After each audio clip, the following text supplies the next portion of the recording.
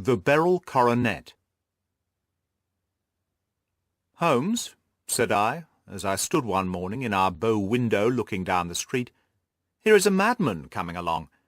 It seems rather sad that his relatives should allow him to come out alone." My friend rose lazily from his armchair, and stood with his hands in the pockets of his dressing-gown looking over my shoulder. It was a bright, crisp February morning, and the snow of the day before still lay deep upon the ground, shimmering brightly in the winter sun. Down the centre of Baker Street it had been ploughed into a brown, crumbly band by the traffic, but at either side and on the heaped-up edges of the footpaths it still lay as white as when it fell.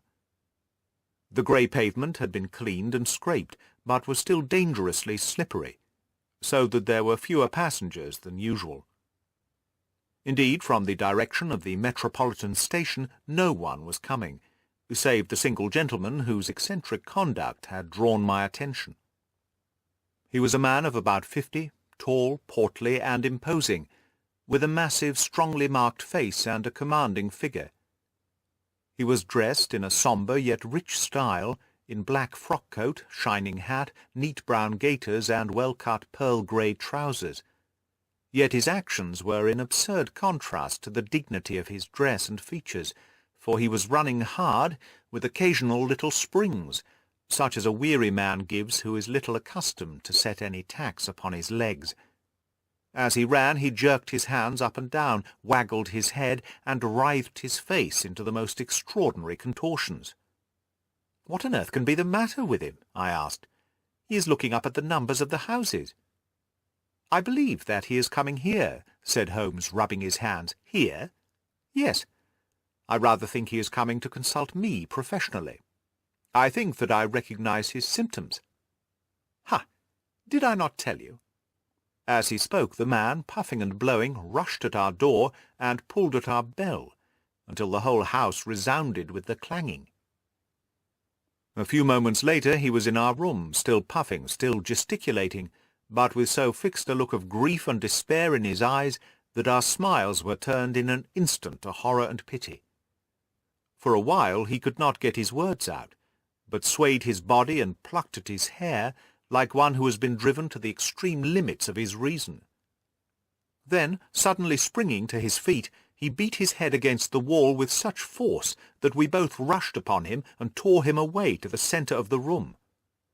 Sherlock Holmes pushed him down into the easy-chair and, sitting beside him, patted his hand and chatted with him in the easy, soothing tones which he knew so well how to employ. "You have come to me to tell your story, have you not?" said he. "You are fatigued with your haste. Pray wait until you have recovered yourself, and then I shall be most happy to look into any little problem which you may submit to me." The man sat for a minute or more with a heaving chest, fighting against his emotion. Then he passed his handkerchief over his brow, set his lips tight, and turned his face towards us. "No doubt you will think me mad," said he. "I see that you have had some great trouble," responded Holmes. "God knows I have. A trouble which is enough to unseat my reason, so sudden and so terrible is it. Public disgrace I might have faced, although I am a man whose character has not yet borne a stain. Private affliction also is the lot of every man, but the two coming together, and in so frightful a form, have been enough to shake my very soul. Besides, it is not I alone. The very noblest in the land may suffer, unless some way be found out of this horrible affair." "Pray compose yourself, sir," said Holmes, "and let me have a clear account of who you are, and what it is that has befallen you." "My name," answered our visitor, "is probably familiar to your ears. I am Alexander Holder, of the banking firm of Holder and Stevenson, of Threadneedle Street." The name was indeed well known to us, as belonging to the senior partner in the second-largest private banking concern in the City of London. What could have happened, then, to bring one of the foremost citizens of London to this most pitiable pass? We waited, all curiosity, until with another effort he braced himself to tell his story. "I feel that time is of value," said he. That is why I hastened here when the police inspector suggested that I should secure your cooperation. I came to Baker Street by the Underground and hurried from there on foot, for the cabs go slowly through this snow. That is why I was so out of breath, for I am a man who takes very little exercise. I feel better now, and I will put the facts before you as shortly and yet as clearly as I can. It is, of course, well known to you that in a successful banking business as much depends upon our being able to find remunerative investments for our funds as upon our increasing our connection and the number of our depositors. One of our most lucrative means of laying out money is in the shape of loans, where the security is unimpeachable. We have done a good deal in this direction during the last few years, and there are many noble families to whom we have advanced large sums upon the security of their pictures, libraries, or plate. Yesterday morning I was seated in my office at the bank, when a card was brought in to me by one of the clerks. I started when I saw the name, for it was that of none other than— well, perhaps even to you I had better say no more than that it was a name which is a household word all over the earth, one of the highest, noblest, most exalted names in England. I was overwhelmed by the honour, and attempted, when he entered, to say so.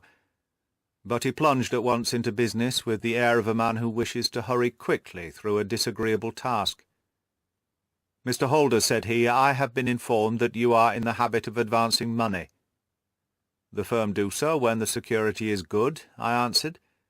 "It is absolutely essential to me," said he, "that I should have £50,000 at once. I could, of course, borrow so trifling a sum 10 times over from my friends, but I much prefer to make it a matter of business, and to carry out that business myself. In my position you can readily understand that it is unwise to place oneself under obligations." "For how long, may I ask, do you want this sum?" I asked. "Next Monday I have a large sum due to me, and I shall then most certainly repay what you advance, with whatever interest you think it right to charge. But it is very essential to me that the money should be paid at once." "I should be happy to advance it without further parley from my own private purse," said I, "were it not that the strain would be rather more than it could bear. If, on the other hand, I am to do it in the name of the firm, then in justice to my partner I must insist that, even in your case, every business-like precaution should be taken." "I should much prefer to have it so," said he, raising up a square black morocco case which he had laid beside his chair. "You have doubtless heard of the Beryl Coronet?" "One of the most precious public possessions of the Empire," said I. "Precisely." He opened the case, and there, embedded in soft flesh-coloured velvet, lay the magnificent piece of jewellery which he had named. "There are 39 enormous beryls," said he, "and the price of the gold chasing is incalculable. The lowest estimate would put the worth of the coronet at double the sum which I have asked. I am prepared to leave it with you as my security." I took the precious case into my hands, and looked in some perplexity from it to my illustrious client. "You doubt its value?" he asked. "Not at all. I only doubt the propriety of my leaving it. You may set your mind at rest about that. I should not dream of doing so were it not absolutely certain that I should be able in 4 days to reclaim it. It is a pure matter of form. Is the security sufficient?" "Ample." "You understand, Mr. Holder, that I am giving you a strong proof of the confidence which I have in you, founded upon all that I have heard of you. I rely upon you not only to be discreet and to refrain from all gossip upon the matter, but above all, to preserve this coronet with every possible precaution, because I need not say that a great public scandal will be caused if any harm were to befall it. Any injury to it would be almost as serious as its complete loss, for there are no beryls in the world to match these, and it would be impossible to replace them. I leave it with you, however, with every confidence, and I shall call for it in person on Monday morning." Seeing that my client was anxious to leave, I said no more, but, calling for my cashier, I ordered him to pay over £50,000 notes. When I was alone once more, however, with the precious case lying upon the table in front of me, I could not but think with some misgivings of the immense responsibility which it entailed upon me. There could be no doubt that, as it was a national possession, a horrible scandal would ensue if any misfortune should occur to it. I already regretted having ever consented to take charge of it. However, it was too late to alter the matter now, so I locked it up in my private safe and turned once more to my work. When evening came, I felt that it would be an imprudence to leave so precious a thing in the office behind me. Bankers' safes have been forced before now, and why should not mine be? If so, how terrible would be the position in which I should find myself! I determined, therefore, that for the next few days I would carry the case backwards and forwards with me, so that it might never be really out of my reach. With this intention I called a cab and drove out to my house at Streatham, carrying the jewel with me. I did not breathe freely until I had taken it upstairs and locked it in the bureau of my dressing-room. And now a word as to my household, Mr. Holmes, for I wish you to thoroughly understand the situation. My groom and my page sleep out of the house and may be set aside altogether. I have 3 maidservants who have been with me a number of years, and whose absolute reliability is quite above suspicion. Another, Lucy Parr, the second waiting-maid, has only been in my service a few months. She came with an excellent character, however, and has always given me satisfaction. She is a very pretty girl, and has attracted admirers who have occasionally hung about the place. That is the only drawback which we have found to her, but we believe her to be a thoroughly good girl in every way. So much for the servants. My family itself is so small that it will not take me long to describe it. I am a widower and have an only son, Arthur. He has been a disappointment to me, Mr. Holmes, a grievous disappointment. I have no doubt that I am myself to blame. People tell me that I have spoiled him. Very likely I have. When my dear wife died, I felt that he was all I had to love. I could not bear to see the smile fade, even for a moment, from his face. I have never denied him a wish. Perhaps it would have been better for both of us had I been sterner, but I meant it for the best. It was naturally my intention that he should succeed me in my business, but he was not of a business turn. He was wild, wayward, and, to speak the truth, I could not trust him in the handling of large sums of money. When he was young, he became a member of an aristocratic club, and there, having charming manners, he was soon the intimate of a number of men with long purses and expensive habits. He learned to play heavily at cards and to squander money on the turf, until he had again and again to come to me and implore me to give him an advance upon his allowance, that he might settle his debts of honour. He tried more than once to break away from the dangerous company which he was keeping, but each time the influence of his friend Sir George Burnwell was enough to draw him back again. And indeed I could not wonder that such a man as Sir George Burnwell should gain an influence over him, for he has frequently brought him to my house, and I have found myself that I could hardly resist the fascination of his manner. He is older than Arthur, a man of the world to his fingertips, one who has been everywhere, seen everything, a brilliant talker, and a man of great personal beauty. Yet when I think of him in cold blood, far away from the glamour of his presence, I am convinced, from his cynical speech and the look which I have caught in his eyes, that he is one who should be deeply distrusted. So I think, and so too thinks my little Mary, who has a woman's quick insight into character. And now there is only she to be described. She is my niece. But when my brother died 5 years ago and left her alone in the world, I adopted her, and have looked upon her ever since as my daughter. She is a sunbeam in my house, sweet, loving, beautiful, and wonderful manager and housekeeper, yet as tender and quiet and gentle as a woman could be. She is my right hand. I do not know what I could do without her. In only one matter has she ever gone against my wishes. Twice my boy has asked her to marry him, for he loves her devotedly, but each time she has refused him. I think that if anyone could have drawn him into the right path, it would have been she, and that his marriage might have changed his whole life. But now, alas, it is too late. Forever too late. Now, Mr. Holmes, you know the people who live under my roof, and I shall continue with my miserable story. When we were taking coffee in the drawing-room that night after dinner, I told Arthur and Mary my experience, and of the precious treasure which we had under our roof, suppressing only the name of my client. Lucy Parr, who had brought in the coffee, had, I am sure, left the room, but I cannot swear that the door was closed. Mary and Arthur were much interested, and wished to see the famous coronet, but I thought it better not to disturb it. "Where have you put it?" asked Arthur. "In my own bureau." "Well, I hope to goodness the house won't be burgled during the night," said he. "It is locked up," I answered. "Oh, any old key will fit that bureau. When I was a youngster I have opened it myself with the key of the box-room cupboard."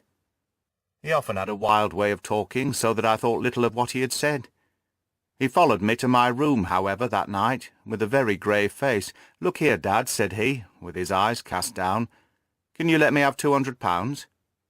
"No, I cannot," I answered sharply. "I have been far too generous with you in money matters." "You have been very kind," said he, "but I must have this money, or else I can never show my face inside the club again." "And a very good thing, too," I cried. "Yes, but you would not have me leave it a dishonoured man," said he. "I could not bear the disgrace. I must raise the money in some way, and if you will not let me have it, then I must try other means." I was very angry, for this was the third demand during the month. "You shall not have a farthing from me," I cried, on which he bowed and left the room without another word. When he was gone, I unlocked my bureau, made sure that my treasure was safe, and locked it again. Then I started to go round the house to see that all was secure, a duty which I usually leave to Mary, but which I thought it well to perform myself that night. As I came down the stairs, I saw Mary herself at the side window of the hall, which she closed and fastened as I approached. "Tell me, Dad," said she, looking, I thought, a little disturbed, "did you give Lucy, the maid, leave to go out tonight?" "Certainly not. She came in just now by the back door. I have no doubt that she has only been to the side gate to see someone, but think that it is hardly safe and should be stopped." "You must speak to her in the morning, or I will, if you prefer it. Are you sure that everything is fastened?" "Quite sure, Dad." "Then good night." I kissed her and went to my bedroom, where I was soon asleep. "I'm endeavouring to tell you everything, Mr. Holmes, which may have any bearing upon the case, but I beg that you will question me upon any point which I do not make clear. On the contrary, your statement is singularly lucid. I come to a part of my story now in which I should wish to be particularly so. I am not a very heavy sleeper, and the anxiety in my mind tended, no doubt, to make me even less so than usual. About 2 in the morning, then, I was awakened by some sound in the house. It had ceased ere I was wide awake, but it had left an impression behind it, as though a window had gently closed somewhere. I lay listening with all my ears. Suddenly, to my horror, there was a distinct sound of footsteps moving softly in the next room. I slipped out of bed, all palpitating with fear, and peeped round the corner of my dressing-room door. "Arthur!" I screamed. "You villain! You thief! How dare you touch that coronet?" The gas was half up, as I had left it, and my unhappy boy, dressed only in his shirt and trousers, was standing beside the light, holding the coronet in his hands. He appeared to be wrenching at it, or bending it with all his strength. At my cry he dropped it from his grasp, and turned as pale as death. I snatched it up and examined it. One of the gold corners, with 3 of the beryls in it, was missing. "You blackguard!" I shouted, beside myself with rage. "You have destroyed it! You have dishonoured me forever! Where are the jewels you have stolen?" "Stolen?" he cried. "Yes, you thief!" I roared, shaking him by the shoulder. "There are none missing. There cannot be any missing," said he. "There are 3 missing, and you know where they are. Must I call you a liar as well as a thief? Did I not see you trying to tear off another piece?" "You have called me names enough," said he. "I will not stand it any longer. I shall not say another word about this business, since you have chosen to insult me. I will leave your house in the morning, and make my own way in the world." "You shall leave it in the name of the police," I cried, half mad with grief and rage. "I shall have this matter probed to the bottom." "You shall learn nothing from me," said he, with a passion such as I should not have thought was in his nature. "If you choose to call the police, let them find what they can." By this time the whole house was astir, for I had raised my voice in my anger. Mary was the first to rush into my room, and at the sight of the coronet and of Arthur's face, she read the whole story and, with a scream, fell down senseless on the ground. I sent the housemaid for the police, and put the investigation into their hands at once. When the inspector and a constable entered the house, Arthur, who had stood sullenly with his arms folded, asked me whether it was my intention to charge him with theft. I answered that it had ceased to be a private matter, but had become a public one, since the ruined coronet was national property. I was determined that the law should have its way in everything. "At least," said he, "you will not have me arrested at once. It would be to your advantage as well as mine if I might leave the house for 5 minutes." "That you might get away? Or perhaps that you may conceal what you have stolen," said I. And then, realizing the dreadful position in which I was placed, I implored him to remember that not only my honour, but that of one who was far greater than I was at stake, and that he threatened to raise a scandal which would convulse the nation. He might avert it all if he would but tell me what he had done with the 3 missing stones. "You may as well face the matter," said I. "You have been caught in the act, and no confession could make your guilt more heinous. If you but make such reparation as is in your power, by telling us where the Beryls are, all shall be forgiven and forgotten." "Keep your forgiveness for those who ask for it," he answered, turning away from me with a sneer. I saw that he was too hardened for any words of mine to influence him. There was but one way for it. I called in the inspector and gave him into custody. A search was made at once, not only of his person, but of his room, and of every portion of the house where he could possibly have concealed the gems, but no trace of them could be found. Nor would the wretched boy open his mouth, for all our persuasions and our threats. This morning he was removed to a cell, and I, after going through all the police formalities, have hurried round to you to implore you to use your skill in unravelling the matter. The police have openly confessed that they can at present make nothing of it. You may go to any expense which you think necessary. I have already offered a reward of £1,000. My God, what shall I do? I've lost my honour, my gems, and my son in one night. Oh, what shall I do?" He put a hand on either side of his head, and rocked himself to and fro, droning to himself like a child whose grief has got beyond words. Sherlock Holmes sat silent for some few minutes, with his brows knitted and his eyes fixed upon the fire. "Do you receive much company?" he asked.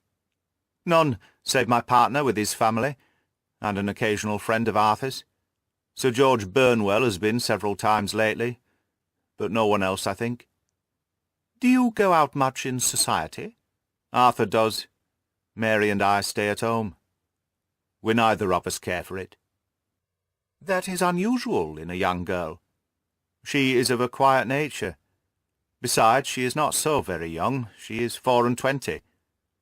This matter, from what you say, seems to have been a shock to her also." "Terrible. She is even more affected than I." "You have neither of you any doubt as to your son's guilt?" "How can we have, when I saw him with my own eyes with the coronet in his hands?" "I hardly consider that a conclusive proof. Was the remainder of the coronet at all injured?" "Yes, it was twisted." "Do you not think, then, that he might have been trying to straighten it?" "God bless you. You are doing what you can for him, and for me, but it is too heavy a task. What was he doing there at all? If his purpose were innocent, why did he not say so?" "Precisely. And if he were guilty, why did he not invent a lie? His silence appears to me to cut both ways. There are several singular points about the case. What did the police think of the noise which awoke you from your sleep?" They considered that it might be caused by Arthur's closing his bedroom door. A likely story, as if a man bent on felony would slam the door so as to awake a household. What did they say, then, of the disappearance of these gems? They are still sounding the planking and probing the furniture, in the hope of finding them. Have they thought of looking outside the house? Yes, they have shown extraordinary energy. The whole garden has already been minutely examined. Now, my dear sir, said Holmes, is it not obvious to you now that this matter really strikes very much deeper than either you or the police were at first inclined to think? It appeared to you to be a simple case. To me it seems exceedingly complex. Consider what is involved by your theory. You suppose that your son came down from his bed, went at great risk to your dressing-room, opened your bureau, took out your coronet, broke off by main force a small portion of it, went off to some other place, concealed 3 gems out of the 39 with such skill that nobody can find them, and then returned with the other 36 into the room in which he exposed himself to the greatest danger of being discovered. I ask you now, is such a theory tenable? But what other is there? Cried the banker with a gesture of despair. If his motives were innocent, why does he not explain them? It is our task to find that out, replied Holmes. So now, if you please, Mr. Holder, we will set off for Streatham together and devote an hour to glancing a little more closely into details. My friend insisted upon my accompanying them in their expedition, which I was eager enough to do, for my curiosity and sympathy were deeply stirred by the story to which we had listened. I confess that the guilt of the banker's son appeared to me to be as obvious as it did to his unhappy father, but still I had such faith in Holmes's judgment that I felt that there must be some grounds for hope, as long as he was dissatisfied with the accepted explanation. He hardly spoke a word the whole way out to the southern suburb, but sat with his chin upon his breast and his hat drawn over his eyes, sunk in the deepest thought. Our client appeared to have taken fresh heart at the little glimpse of hope which had been presented to him, and he even broke into a desultory chat with me over his business affairs. A short railway journey and a shorter walk brought us to Fairbank, the modest residence of the great financier. Fairbank was a good-sized square house of white stone, standing back a little from the road. A double carriage sweep with a snow-clad lawn stretched down in front to the 2 large iron gates which closed the entrance. On the right side was a small wooden thicket, which led into a narrow path between 2 neat hedges stretching from the road to the kitchen door, and forming the tradesman's entrance. On the left ran a lane which led to the stables, and was not itself within the grounds at all, being a public, though little-used, thoroughfare. Holmes left us standing at the door and walked slowly all round the house, across the front, down the tradesman's path, and so round by the garden behind into the stable lane. So long was he that Mr. Holder and I went into the dining-room, and waited by the fire until he should return. We were sitting there in silence when the door opened and a young lady came in. She was rather above the middle height, slim, with dark hair and eyes, which seemed the darker against the absolute pallor of her skin. I do not think that I have ever seen such deadly paleness in a woman's face. Her lips, too, were bloodless, but her eyes were flushed with crying. As she swept silently into the room, she impressed me with a greater sense of her grief than the banker had done in the morning, and it was the more striking in her, as she was evidently a woman of strong character, with immense capacity for self-restraint. Disregarding my presence, she went straight to her uncle, and passed her hand over his head with a sweet womanly caress. "You have given orders that Arthur should be liberated, have you not, Dad?" she asked. "No, no, my girl. The matter must be probed to the bottom." "But I am so sure that he is innocent. You know what women's instincts are. I know that he has done no harm, and that you will be sorry for having acted so harshly." "Why is he silent, then, if he is innocent?" "Who knows? Perhaps because he was so angry that you should suspect him." "How could I help suspecting him? when I actually saw him with the coronet in his hand." "Oh, but he had only picked it up to look at it. Oh, do take my word for it that he is innocent. Let the matter drop and say no more. It is dreadful to think of our dear Arthur in prison." "I shall never let it drop until the gems are found. Never, Mary. Your affection for Arthur blinds you as to the awful consequences to me. Far from hushing the thing up, I've brought a gentleman down from London to inquire more deeply into it." "This gentleman?" she asked, facing round to me. "No, his friend. He wished us to leave him alone. He is round in the stable lane now." "The stable lane?" She raised her dark eyebrows. "What can he hope to find there? Ah, this, I suppose, is he. I trust, sir, that you will succeed in proving, what I feel sure is the truth, that my cousin Arthur is innocent of this crime." "I fully share your opinion, and I trust, with you, that we may prove it," returned Holmes, going back to the mat to knock the snow from his shoes. "I believe I have the honour of addressing Miss Mary Holder. Might I ask you a question or two?" "Pray do, sir, if it may help to clear this horrible affair up." "You heard nothing yourself last night?" "Nothing, until my uncle here began to speak loudly. I heard that, and I came down." "You shut up the windows and doors the night before. Did you fasten all the windows?" "Yes." "Were they all fastened this morning?" "Yes." "You have a maid who has a sweetheart? I think that you remarked to your uncle last night that she had been out to see him."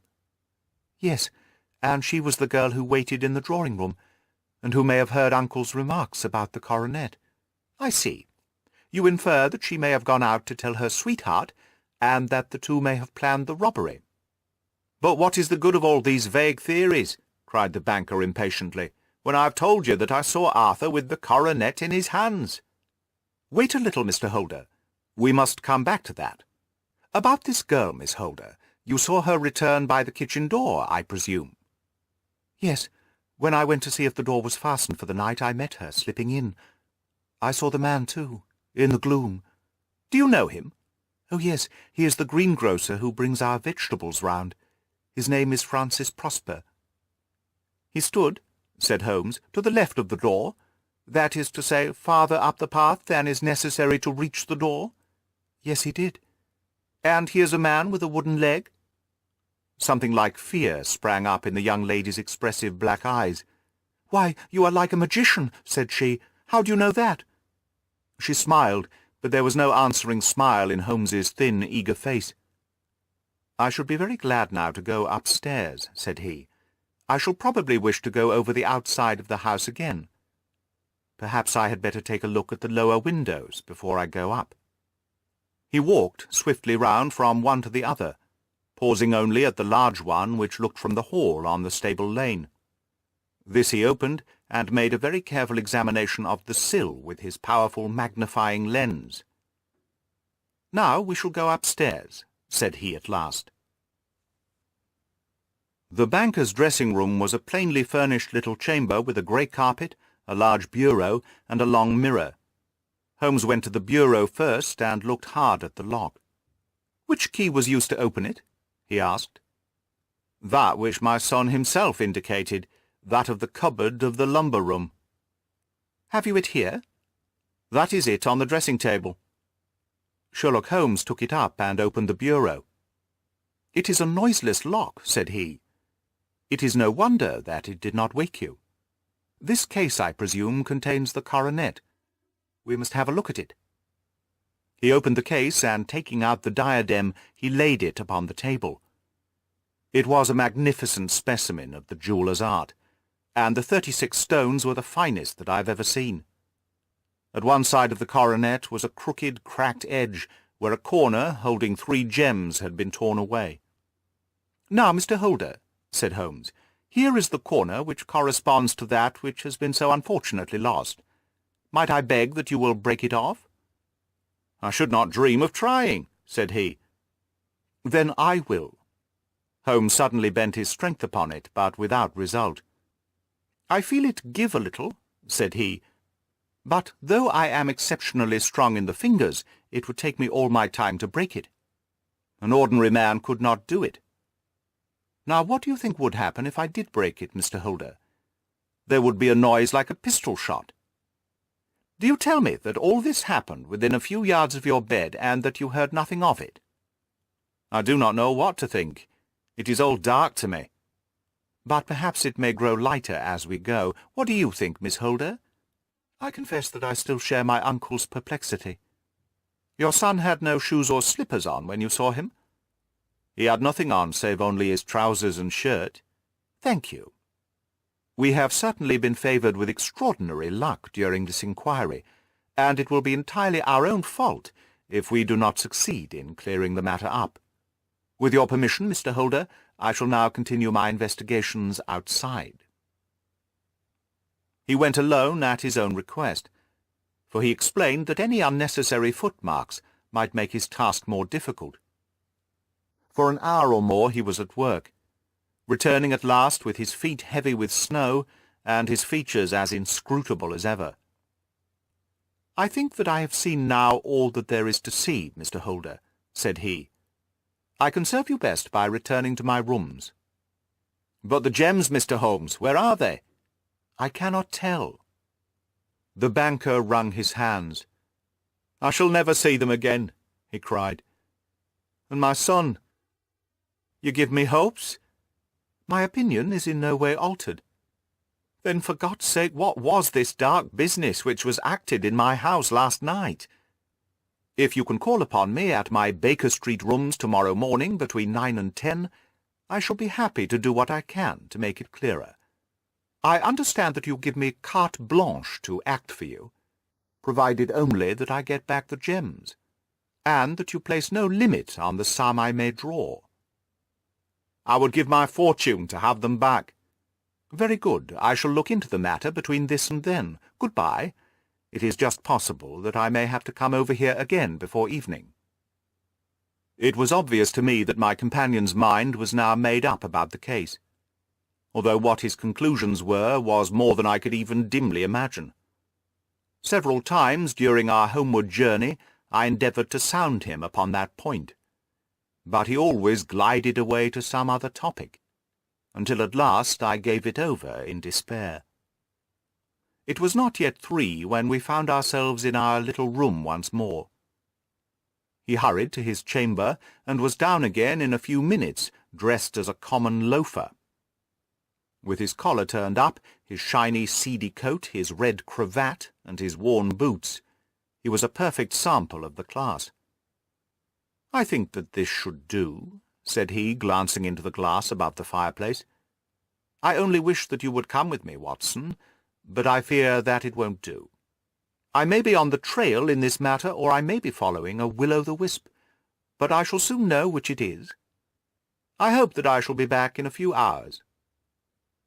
He cut a slice of beef from the joint upon the sideboard, sandwiched it between 2 rounds of bread, and, thrusting this rude meal in his pocket, he started off upon his expedition. I had just finished my tea when he returned, evidently in excellent spirits, swinging an old elastic-sided boot in his hand. He chucked it down into a corner and helped himself to a cup of tea. "I only looked in as I passed," said he. "I'm going right on." "Where to?" "Oh, to the other side of the West End. It may be some time before I get back. Don't wait up for me, in case I should be late." "How are you getting on?" "Oh, so-so, nothing to complain of. I've been out to Streatham since I saw you last, but I did not call at the house. It is a very sweet little problem, and I would not have missed it for a good deal. However, I must not sit gossiping here, but must get these disreputable clothes off and return to my highly respectable self." I could see by his manner that he had stronger reasons for satisfaction than his words alone would imply. His eyes twinkled, and there was even a touch of colour upon his sallow cheeks. He hastened upstairs, and a few minutes later I heard the slam of the hall door, which told me that he was off once more upon his congenial hunt. I waited until midnight, but there was still no sign of his return, so I retired to my room.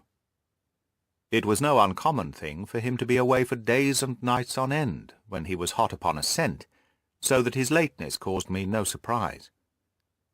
I do not know at what hour he came in, but when I came down to breakfast in the morning, there he was with a cup of coffee in one hand and a paper in the other, as fresh and trim as possible. "You will excuse my beginning without you, Watson," said he. "But you remember that our client has rather an early appointment this morning." "Why, it is after 9 now," I answered. "I should not be surprised if that were he. I thought I heard a ring." It was indeed our friend the financier. I was shocked by the change which had come over him, for his face, which was naturally of a broad and massive mould, was now pinched and fallen in, while his hair seemed to be at least a shade whiter. He entered with a weariness and lethargy which was even more painful than his violence of the morning before, and he dropped heavily into the armchair which I pushed forward for him. "I do not know what I have done to be so severely tried," said he. "Only 2 days ago I was a happy and prosperous man, without a care in the world. Now I am left to a lonely and dishonoured age. One sorrow comes close upon the heels of another. My niece Mary has deserted me." "Deserted you?" "Yes. Her bed this morning had not been slept in, her room was empty, and a note lay for me upon the hall table. I had said to her last night, in sorrow and not in anger, that if she had married my boy, all might have been well with him. Perhaps it was thoughtless of me to say so. It is to that remark that she refers in this note. My dearest uncle, I feel that I have brought this trouble upon you, and that if I had acted differently, this terrible misfortune might never have occurred. I cannot, with this thought in my mind, ever again be happy under your roof, and I feel that I must leave you forever. Do not worry about my future, for that is provided for, and above all do not search for me, for it will be fruitless labour and an ill service to me. In life or in death I am ever your loving Mary." What could she mean by that note, Mr. Holmes? Do you think it points to suicide? No, nothing of the kind. It is perhaps the best possible solution.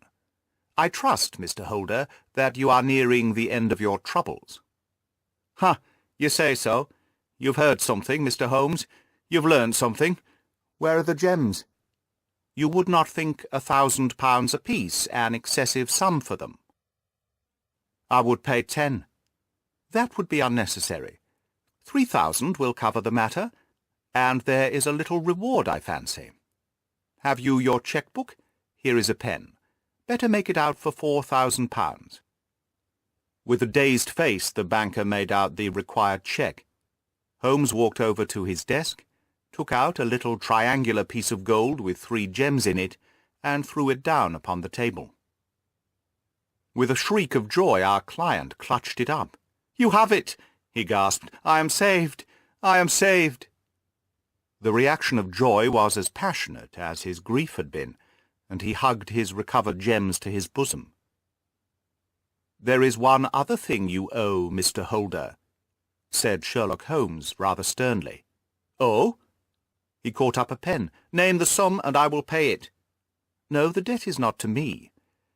You owe a very humble apology to that noble lad, your son, who has carried himself in this matter as I should be proud to see my own son do, should I ever chance to have one." "Then it was not Arthur who took them?" "I told you yesterday, and I repeat today, that it was not." "You are sure of it? Then let us hurry to him at once, to let him know that the truth is known." "He knows it already. When I had cleared it all up, I had an interview with him, and finding that he would not tell me the story, I told it to him, on which he had to confess that I was right, and to add the very few details which were not yet quite clear to me.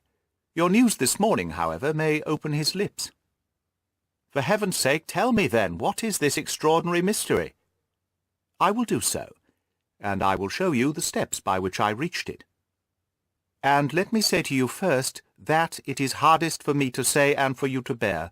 There has been an understanding between Sir George Burnwell and your niece Mary. They have now fled together." "My Mary? Impossible." "It is unfortunately more than possible. It is certain. Neither you nor your son knew the true character of this man when you admitted him into your family circle. He is one of the most dangerous men in England, a ruined gambler, an absolutely desperate villain, a man without heart or conscience. Your niece knew nothing of such men. When he breathed his vows to her, as he had done to 100 before her, she flattered herself that she alone had touched his heart. The devil knows best what he said, but at last she became his tool, and was in the habit of seeing him nearly every evening. "I cannot, and I will not believe it," cried the banker with an ashen face. "I will tell you then what occurred in your house that night.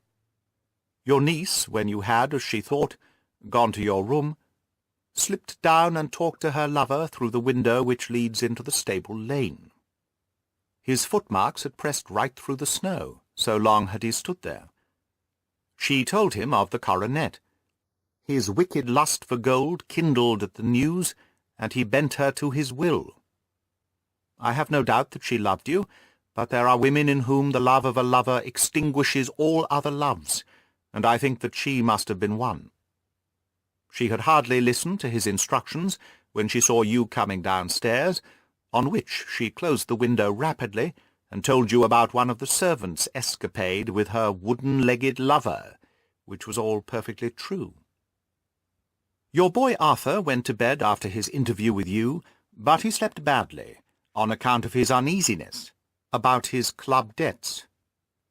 In the middle of the night he heard a soft tread pass his door, so he rose and, looking out, was surprised to see his cousin walking very stealthily along the passage, until she disappeared into your dressing-room. Petrified with astonishment, the lad slipped on some clothes, and waited there in the dark to see what would come of this strange affair.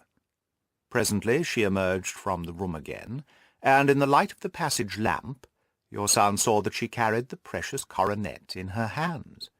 She passed down the stairs, and he, thrilling with horror, ran along and slipped behind the curtain near your door, whence he could see what passed in the hall beneath.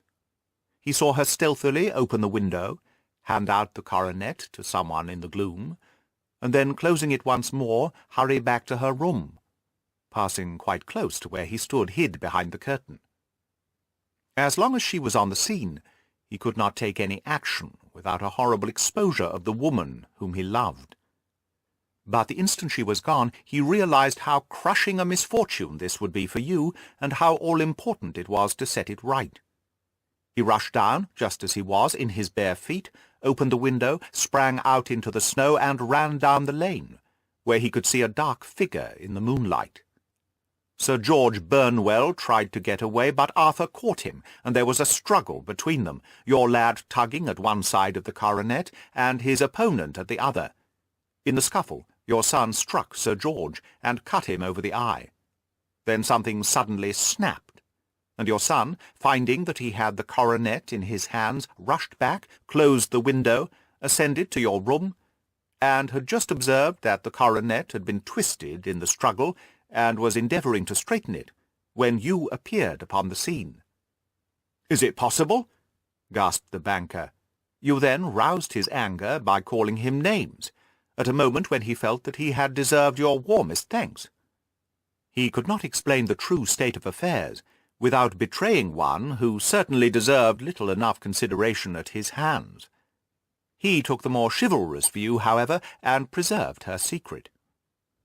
"And that was why she shrieked and fainted when she saw the coronet," cried Mr. Holder. "Oh, my God, what a blind fool I've been! And is asking to be allowed to go out for 5 minutes? The dear fellow wanted to see if the missing piece were at the scene of the struggle. How cruelly I have misjudged him!" I at once went very carefully round it to observe if there were any traces in the snow which might help me. I knew that none had fallen since the evening before, and also that there had been a strong frost to preserve impressions. I passed along the tradesman's path, but found it all trampled down and indistinguishable. Just beyond it, however, at the far side of the kitchen door, a woman had stood and talked with a man, whose round impression on one side showed that he had a wooden leg. I could even tell that they had been disturbed, for the woman had run back swiftly to the door, as was shown by the deep toe and light heel marks, while Wooden Leg had waited a little and then had gone away. I thought at the time that this might be the maid and her sweetheart, of whom you had already spoken to me, and inquiry showed that it was so. I passed round the garden without seeing anything more than random tracks, which I took to be the police, but when I got into the stable lane a very long and complex story was written in the snow in front of me. There was a double line of tracks of a booted man, and a second double line, which I saw with delight, belonged to a man with naked feet. I was at once convinced, from what you had told me, that the latter was your son. The first had walked both ways, but the other had run swiftly, and as his tread was marked in places over the depression of the boot, it was obvious that he had passed after the other. I followed them up and found that they led to the hall window, where Boots had worn all the snow away while waiting. Then I walked to the other end, which was 100 yards or more down the lane. I saw where Boots had faced round, where the snow was cut up, as though there had been a struggle, and finally where a few drops of blood had fallen, to show me that I was not mistaken. Boots had then run down the lane, and another little smudge of blood showed that it was he who had been hurt. When he came to the high road at the other end, I found that the pavement had been cleared, so there was an end to that clue. On entering the house, however, I examined, as you remember, the sill and framework of the hall window with my lens, and I could at once see that someone had passed out. I could distinguish the outline of an instep, where the wet foot had been placed in coming in. I was then beginning to be able to form an opinion as to what had occurred. A man had waited outside the window. Someone had brought him the gems. The deed had been overseen by your son. He had pursued the thief, had struggled with him. They had tugged at the coronet, their united strength causing injuries which neither alone could have effected. He had returned with the prize, but had left a fragment in the grasp of his opponent. So far I was clear.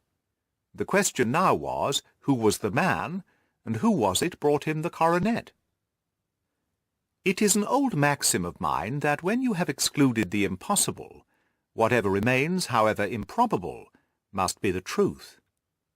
Now I knew that it was not you who had brought it down, so there only remained your niece and the maids. But if it were the maids, why should your son allow himself to be accused in their place? There could be no possible reason. As he loved his cousin, however, there was an excellent explanation why he should retain her secret, the more so as the secret was a disgraceful one. When I remembered that you had seen her at that window and how she had fainted on seeing the coronet again, my conjecture became a certainty. And who could it be who was her confederate? A lover, evidently, for who else could outweigh the love and gratitude which she must feel to you? I knew that you went out little, and that your circle of friends was a very limited one, but among them was Sir George Burnwell. I had heard of him before as being a man of evil reputation among women. It must have been he who wore those boots and retained the missing gems. Even though he knew that Arthur had discovered him, he might still flatter himself that he was safe, for the lad could not say a word without compromising his own family. Well, your own good sense will suggest what measures I took next. I went in the shape of a loafer to Sir George's house, managed to pick up an acquaintance with his valet, learned that his master had cut his head the night before, and finally, at the expense of 6 shillings, made all sure by buying a pair of his cast-off shoes.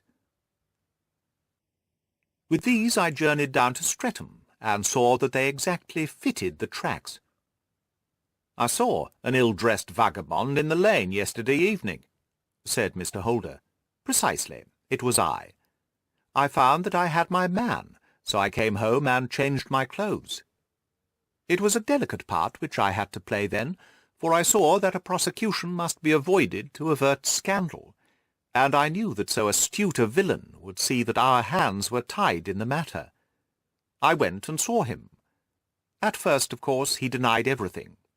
But when I gave him every particular that had occurred, he tried to bluster, and took down a life-preserver from the wall. I knew my man, however, and I clapped a pistol to his head before he could strike. Then he became a little more reasonable. I told him that we would give him a price for the stones he held, £1,000 apiece. That brought out the first signs of grief he had shown. "Why, dash it all," said he, "I've let them go at 600 for the 3. I soon managed to get the address of the receiver who had them, on promising him that there would be no prosecution. Off I set to him, and after much chaffering I got our stones at 1,000 apiece. Then I looked in upon your son, told him that all was right, and eventually got to my bed about 2 o'clock, after what I may call a really hard day's work. A day which has saved England from a great public scandal," said the banker, rising. "Sir, I cannot find words to thank you, but you will not find me ungrateful for what you have done. Your skill has indeed exceeded all that I ever heard of it. And now I must fly to my dear boy, to apologize to him for the wrong which I have done him. As to what you tell me of poor Mary, it goes to my heart. Not even your skill can inform me where she is now." "I think that we may safely say," returned Holmes, "that she is wherever Sir George Burnwell is. It is equally certain, too, that whatever her sins are, they will soon receive a more than sufficient punishment."